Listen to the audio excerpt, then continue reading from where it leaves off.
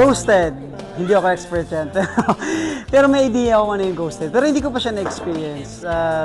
Ghosted yung parang masaya kayo, chat kayo ng chat, nakaka-relate kayo to each other. Tapos hanggang sa maramdaman nyo na, ano ba yun, parang MU na.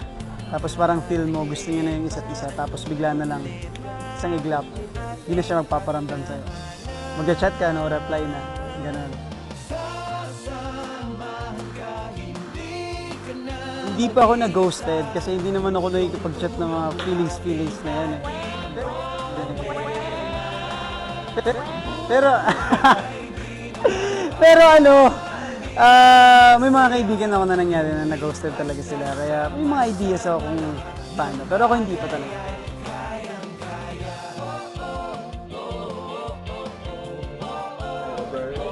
Nag-ghosted ako? Hindi.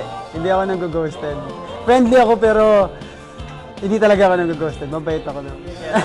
Oy, hindi ako nag-ghost ha.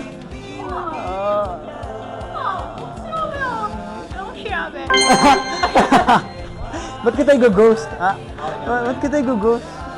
You're my happiness. Ay!